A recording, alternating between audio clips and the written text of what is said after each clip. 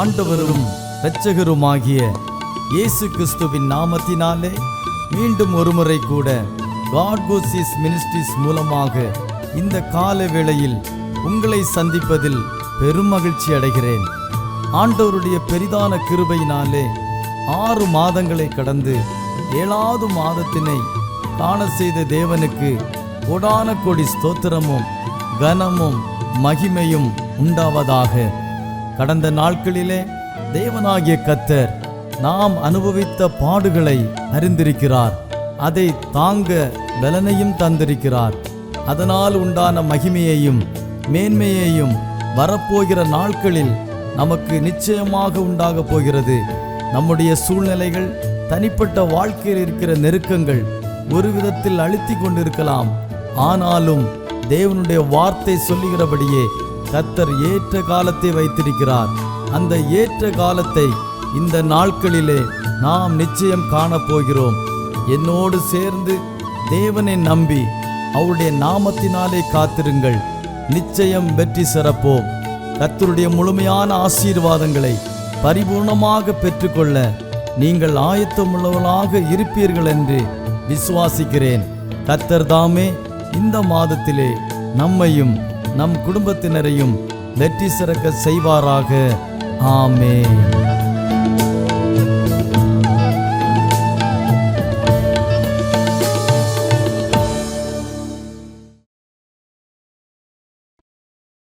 കർത്തരുടെ സ്തോത്രം. ദൈവനാമത്തിന് സ്തോത്രം, മഹത്വം ഉണ്ടായിരിക്കട്ടെ. അനുഗ്രഹിക്കപ്പെട്ട ഒരു നല്ല വിശുദ്ധ ദിവസം കൂടി കാണുവാനും സ്തോത്രം. വീണ്ടെടുക്കപ്പെട്ട ശ്രേഷ്ഠ ദൈവ മക്കളോടൊപ്പം ദൈവത്തിൻ്റെ മാറ്റമില്ലാത്ത വചനമായി ഒരു സാക്ഷിയായി ഒരിക്കൽ കൂടെ അതേ ദൈവമക്കളോടൊപ്പം ആയിരിക്കുവാൻ സർവശക്തനായ ദൈവം ഒരവസരമൊരുക്കിയതിനായി സ്തോത്രം ചെയ്യുന്നു. പ്രത്യേകിച്ച് ഗോഡ് ഗോസ് മിനിസ്ട്രിക്കായി മിനിസ്ട്രിയുടെ സ്ഥാപകനായിരിക്കുന്ന കർത്താവിൻ്റെ ദാസൻ, കൂടെയായിരിക്കുന്ന എല്ലാ കർത്താവിൻ്റെ ദാസന്മാരും ഈ വചനം സ്തോത്രം കേട്ടുകൊണ്ടിരിക്കുന്ന എല്ലാ പ്രിയപ്പെട്ടവരോടുമുള്ള ഹൃദയംഗമായ സ്നേഹത്തെ അറിയിക്കുന്നു.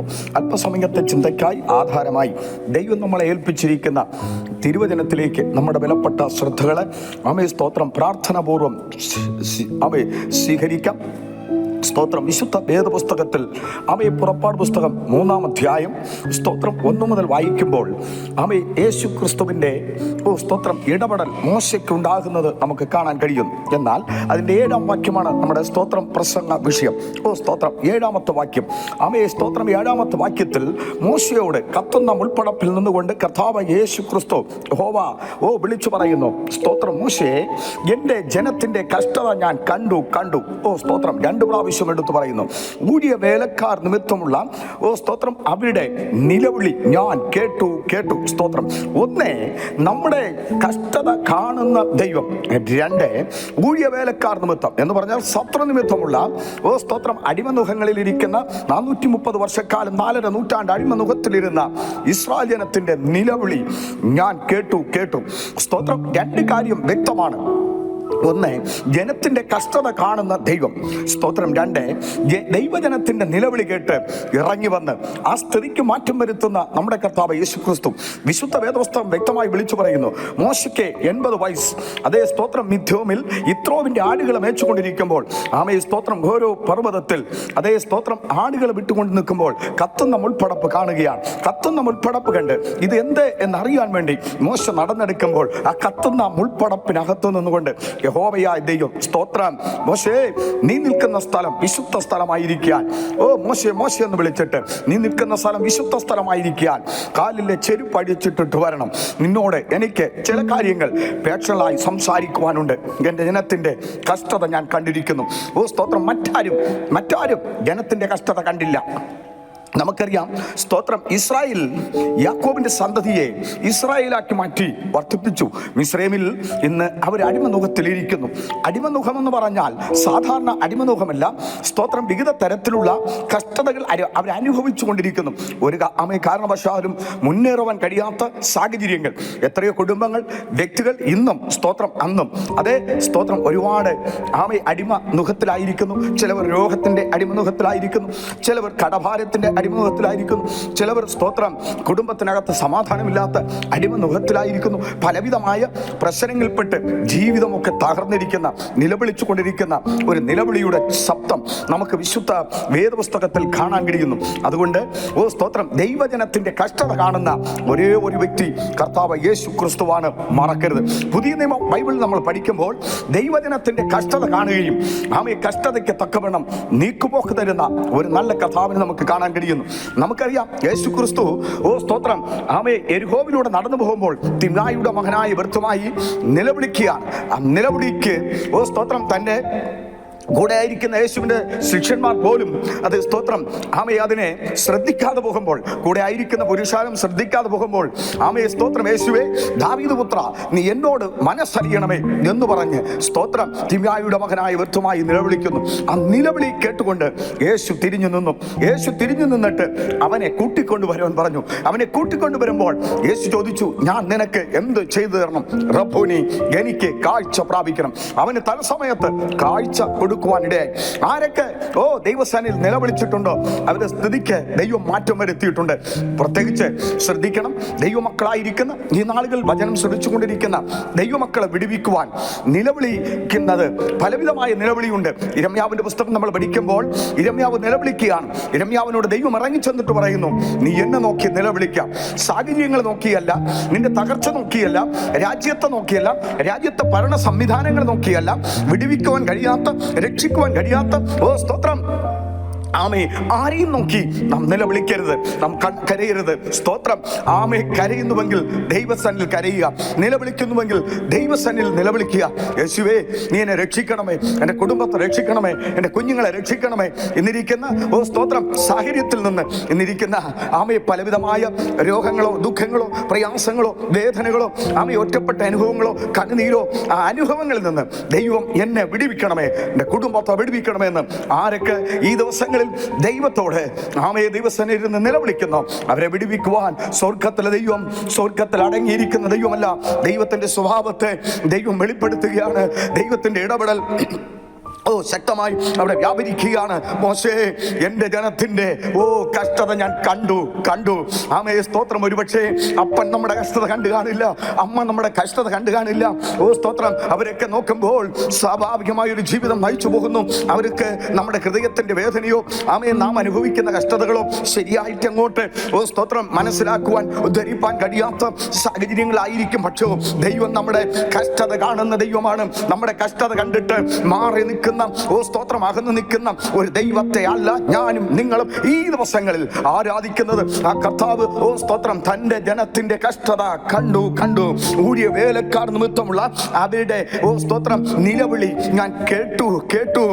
മോശേ, അതുകൊണ്ട് അവരെ എനിക്ക് രക്ഷിക്കണം, നീ അവരെ രക്ഷിപ്പാൻ കടന്നു പോകണം. 80-ാമത്തെ വയസ്സിൽ മോശയോട് ഈ ശബ്ദം കേൾക്കുമ്പോൾ മോശ പല വിമിഷ്ടങ്ങൾ പറഞ്ഞുവെങ്കിലും ഒടുവിൽ സ്തോത്രം മോശ ആമയെ സമ്മതിക്കുകയാണ്. എന്തിനെ? ജനം കഷ്ടതയിൽ ഇരിക്കുന്ന ജനത്തെ വിടുവിക്കുവാൻ ദൈവത്തിന്റെ സ്തോത്രം ആമ ഇടപെടൽ അവിടെ വ്യാപരിക്കുകയാണ്. സ്തോത്രം. അതിന് സ്തോത്രം ഫറവോനും സൈന്യവും ശക്തമായി ആമ ഇസ്രായേലിനെ ഉപദ്രവിച്ചു കൊണ്ടിരിക്കുമ്പോൾ, അവിടെ തലമുറയെ ഉപദ്രവിച്ചു കൊണ്ടിരിക്കുമ്പോൾ, ദേശത്തിൽ നിലവിളി ഉയർന്നുകൊണ്ടിരിക്കുമ്പോൾ, ഓരോ ഇസ്രായേലിന്റെ ഓരോ അബ്രാഹിന്റെയും കുടുംബത്തിനകത്ത് നിലവിളി ഉയർന്നുകൊണ്ടിരിക്കുമ്പോൾ ആ നിലവിളിക്ക് ഒരു സ്തോത്രം എന്നേക്കുമായി ഒരു ഫുൾ സ്റ്റോപ്പ് ഇട്ട് അതിനെ മാറ്റം വരുത്തുന്ന ദൈവത്തിന്റെ ഇടപെടൽ മിസ്രയീമിൽ ഉറങ്ങിച്ചൊല്ലുകയാണ്.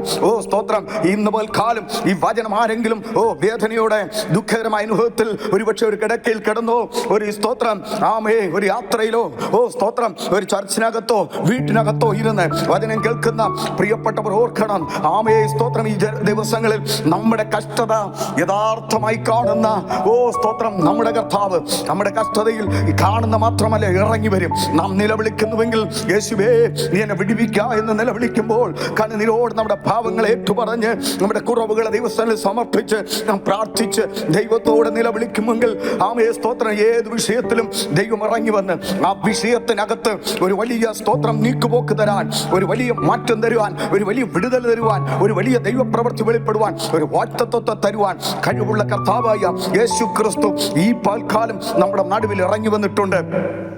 സ്തോത്രം. അതുകൊണ്ട് ആമയെ സ്തോത്രം, തിമായിയുടെ മകൻ വ്യർത്ഥമായി മാത്രമല്ല നിലവിളിച്ചത്. സ്തോത്രം, അനേകർ പുതിയ നിയമത്തിൽ നിലവിളിക്കുകയാണ്. നയീൻ എന്ന പട്ടണത്തെ കുറിച്ച് പഠിച്ചാൽ സ്തോത്രം, യേശു ക്രിസ്തു പട്ടണവാതിൽക്കൽ എത്തിയപ്പോൾ പട്ടണത്തിന്റെ അകത്തുനിന്ന് പുറത്തേക്ക് ഇതാ സ്തോത്രം, വിധവയുടെ മകൻ മരിച്ചു, അവനെ സ്തോത്രം മറവ് ചെയ്യാൻ കൊണ്ടുവരുന്നു. ഒരു നിലവിളി ഇവിടെ ഉയർന്നുകൊണ്ടിരിക്കുന്നു. ആ വിധവയോട് ദൈവം പറഞ്ഞു, നീ കരയണ്ട. സ്തോത്രം, നീ കരയണ്ട. നിന്റെ കഷ്ടത, നിന്റെ സ്തോത്രം നഷ്ടം നികത്താൻ എന്റെ യേശു കടന്നു വന്നിട്ടുണ്ട്. ആ മഞ്ചലത്തിൽ തൊട്ടു. സ്തോത്രം, യുവാവേ എഴുന്നേൽക്ക എന്ന് പറഞ്ഞു. നിലവിളി അവിടെ നിലച്ചു. ലൂക്കോസിന്റെ സുവിശേഷം 7 വിളിച്ചു പറയുന്നു, സ്തോത്രം, ഒരു നല്ല പ്രവാചകൻ എഴുന്നേറ്റിരിക്കുന്നു എന്ന് പറഞ്ഞ് ആമേൻ ദൈവത്തെ ശക്തമായി അവർ മഹത്വപ്പെടുത്തുവാൻ ഇടയായി. അങ്ങനെയാണെങ്കിൽ സ്തോത്രം, ഈ ദിവസങ്ങളിൽ ദൈവത്തിന്റെ ഇടപെടൽ സ്തോത്രം നിലവിളിക്കുന്ന ആമേ സ്തോത്രം കഷ്ടത അനുഭവിക്കുന്ന ദൈവമക്കളുടെ ഇടയിൽ ഉണ്ട് എന്നുള്ളതിന് മാറ്റമില്ല. ആരൊക്കെ ദൈവസന്നിധിയിൽ ഈ ദിവസങ്ങളിൽ ആമേ കഷ്ടത അനുഭവിക്കുന്നുണ്ടോ, വേദന അനുഭവിക്കുന്നുണ്ടോ, അത് അധികം കാലം പിന്തുടരുവാൻ, അത് അധികം കാലം നിലനിൽക്കുവാൻ അനുവദിക്കുന്ന ദൈവമല്ല. അതിനൊക്കെ ഒരു ഫുൾ സ്റ്റോപ്പ് ഇട്ടുകൊണ്ട് നിന്നെ ഒരു പുതിയ തലത്തിലേക്ക്, നിന്റെ ഒരു കുടുംബത്തെ പുതിയ തലത്തിലേക്ക്, നിന്റെ തലമുറ ഒരു പുതിയ തലത്തിലേക്ക്, നിന്റെ ജോലിയെ സ്തോത്രം, നിന്റെ ഭവനത്തെ ആമയെ, നിന്റെ സ്തോത്രം ഇരുളടഞ്ഞ സാഹചര്യത്തെയും ഉയർത്താൻ കഴിവുള്ള കർത്താവ് ഇന്ന് സ്തോത്രം, ഈ കഷ്ടത നീ അനുഭവിക്കുന്ന കഷ്ടത ആരും കണ്ടില്ലെങ്കിലും സ്തോത്രം, യഹോവയായ ദൈവം യേശു കർത്താവ് നിന്റെ കഷ്ടത കാണുന്നുണ്ട്. യേശു കർത്താവ് നിന്റെ നിലവിളി കേൾക്കുന്നുണ്ട്. ആമേൻ, നിന്റെ നിലവിളി കേട്ടുകൊണ്ട് കർത്താവ് ഇറങ്ങി വരും, നിശ്ചയമായും ഇറങ്ങി വരും. നീ മരണക്കിടക്കയിൽ നിന്ന് മാറ്റി വിരിച്ചു എന്ന് ദാവീദ് 40-ാം സങ്കീർത്തനത്തിൽ ആമേ പറഞ്ഞതുപോലെ തന്റെ ദീനക്കിടക്കയിലായിരുന്ന ദാവീദിനെ താൻ ആമയെ സ്തോത്രം കൊട്ടാരത്തിനകത്തിരുന്നു കൊണ്ട് നിലവിളിച്ചു. എല്ലാവരും വിധി എഴുതുകയാണ്. ഇനി ദാവീദ് സ്തോത്രം പുറത്തു വരില്ല. ആ നിലകളിൽ ദൈവം ദാവീദിനെ പുറത്തു കൊണ്ടുവന്ന് സ്ഥിതിക്ക് മാറ്റം വരുത്തി. ഇസ്രായേലിന്റെ നിലവിളി കേട്ടുകൊണ്ട് ആമയെ അവര് ഊഴിയവേലക്കാർ നിമിത്തമുള്ള അടിമനുഖങ്ങളിൽ നിന്ന് അവരെ വിടുവിച്ച് സ്തോത്രം, ദൈവം വാഗ്ദത്ത കനാനിൽ എത്തിച്ചുവെങ്കിൽ വിശ്വസിക്കുക, ദൈവത്തിന്റെ മഹത്വം കാണും നിശ്ചയം. ഈ ദിവസങ്ങളിൽ ആമയെ നാം ആയിരിക്കുന്ന ഏത് അടിമനുഖമാകട്ടെ, ഏത് കഷ്ടതയാകട്ടെ, ഏത് പ്രതിസന്ധിയാകട്ടെ, ഏത് വേദനയാകട്ടെ, ഏത് ഇല്ലായ്മയുടെ അനുഭവമാകട്ടെ, ആമയെ ആ ദുഃഖകരമായ അനുഭവത്തിൽ നിന്ന് സ്വർഗത്തിൽ ദൈവം നാം സ്തോത്രം കഷ്ടതയിൽ നിന്ന്, ആ കഷ്ടതയിൽ നിന്ന്, ആ നിലവിളിയിൽ നിന്ന് വിടുവിച്ച് മഹത്വപ്പെടുത്തും എന്ന് നമ്മൾ വിശ്വസിക്കുമെങ്കിൽ ദൈവകരം ഈ പകൽക്കാലം ഈ വചനം കേട്ടുകൊണ്ടിരുന്ന എല്ലാ ദൈവമക്കളും ഇറങ്ങി വന്ന്, അവരുടെ കുടുംബങ്ങളിൽ ഇറങ്ങി വന്ന്, അവരുടെ തലമുറയിൽ ഇറങ്ങി വന്ന്, അവരായിരിക്കുന്ന സാഹചര്യത്തിൽ ഇറങ്ങി വന്ന് അതിന് വിടുവിച്ച് പുറത്തു കൊണ്ടുവരുമെന്ന് നിന്നെ ഒരു ഉയർന്ന നിലയിലെത്തിക്കുവാൻ ദൈവം തൻ്റെ പരിശുദ്ധാത്മാവിനാൽ സഹായിക്കട്ടെ എന്ന് പ്രാർത്ഥിച്ചുകൊണ്ട് ഒരു നിമിഷം ഈ കണ്ണുകളടയ്ക്കാം. ആമയെ സ്തോത്രം, നല്ല കർത്താവേ, ഞങ്ങളെ കേൾപ്പിച്ച നല്ല ആലോചനകൾക്കായി സ്തോത്രം ചെയ്യുന്നു. മിനിസ്ട്രിയുടെ പ്രവർത്തനങ്ങളെയും ദൈവം വിശാലപ്പെടുത്തണം. യേശുവേ സ്തോത്രം. ആമയെ കേട്ടുകൊണ്ടിരുന്ന എല്ലാ പ്രിയപ്പെട്ടവരെയും അനുഗ്രഹിക്കണം. അവരുടെ രോഗങ്ങൾ, ദുഃഖങ്ങൾ, പ്രയാസങ്ങൾ തുടങ്ങിയ അടിമനുഖത്തിൽ നിന്ന്, ആമയുടെ കഷ്ടതയിൽ നിന്ന്, അവരുടെ സ്തോത്രം നിലവിളിയിൽ നിന്ന് ഒരു വലിയ വിടുതൽ നൽകി ജയത്തോടെ ദൈവത്തെ ആരാധിച്ചു മുന്നേറുവാൻ എല്ലാവരെയും ദൈവം അവിടുന്ന് സഹായിക്കണമെന്ന് പ്രാർത്ഥിക്കുന്നു. അവിടുന്ന് നല്ല വചനങ്ങളെ ദൈവം ഞങ്ങൾക്ക് നൽകിയതിനാൽ സ്തോത്രം ചെയ്യുന്നു. മോശെ അതിനുവേണ്ടി കരങ്ങൾ എടുത്തു ഉപയോഗിച്ചതുപോലെ ഈ ദിവസങ്ങളിൽ ഞങ്ങളെയും അതിനുവേണ്ടി കരങ്ങൾ എടുത്തു ഉപയോഗിക്കണമെന്ന് പ്രാർത്ഥിക്കുന്നു. പ്രാർത്ഥന സ്വീകരിച്ചുകൊണ്ട് സ്തോത്രം, യേശുവിൻ നാമത്തിൽ തന്നെ. ആമേ, ആമേ, ആമേ. എന്റെ സങ്കേതം, നീ എന്റെ കോട്ടയും, നീ എന്റെ പ്രാണനാഥൻ, നീ എൻ ദൈവം, നീ എന്റെ സങ്കേതവും, നീ എന്റെ കോട്ടയും, നീ എന്റെ പ്രാണനാഥൻ, നീ എൻ ദൈവം. ആരാധിക്കും ഞാൻ പൂർണ്ണ ഹൃദയമോടെ, തേടും നിൻ മുഖം ജീവകാലമെല്ലാം, സേവിച്ചിടും ഞാനെൻ സർവവുമായി അടിയനിതാ, അടിയനിതാ ദേവാ, അടിയനിതാ ദേവാ.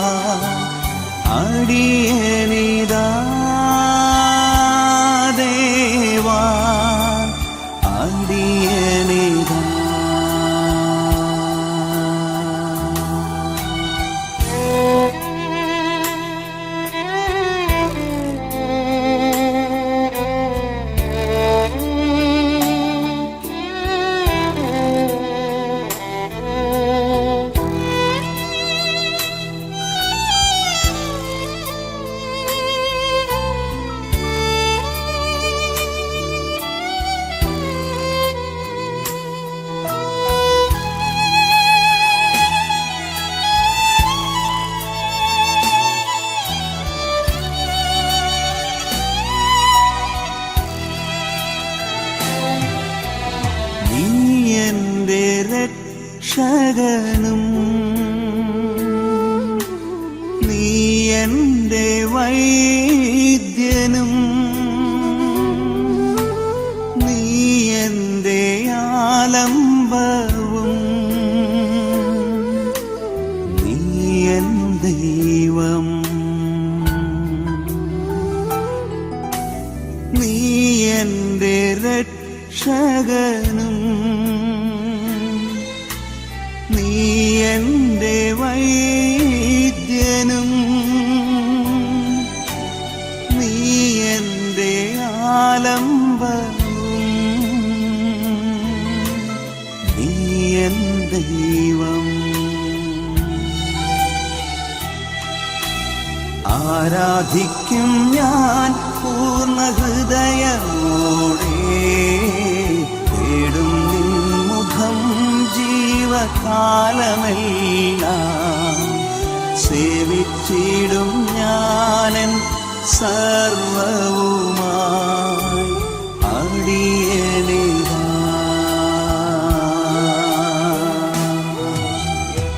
അടിയണിതാ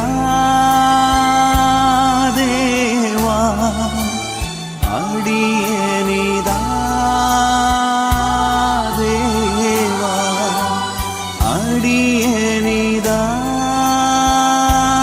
ദേവാ അടിയണിതാ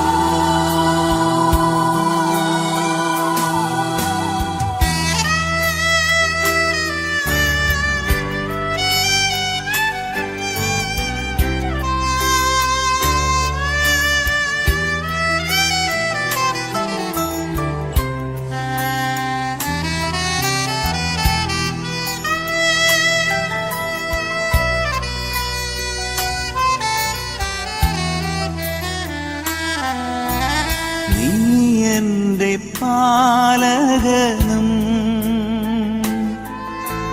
നീ എൻ്റെ ആശ്വാസവും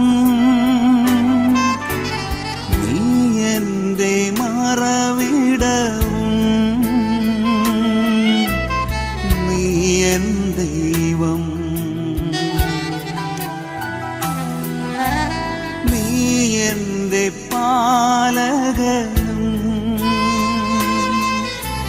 നീ എൻ്റെ ആശ്വാസവും നീ എൻ്റെ മറവിടവും നീ എൻ ദൈവം ആരാധിക്കും ഞാൻ പൂർണ്ണ ഹൃദയമോടെ തേടും നിൻ മുഖം ജീവകാലമെല്ലാം സേവിച്ചിടും ഞാനൻ സർവവുമായി അടിയണിതാ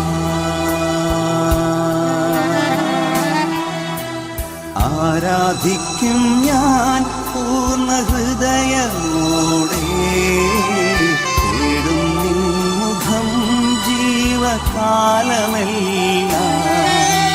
സേവിച്ചിടും ഞാനൻ സർവവുമായി അടിയണിതാ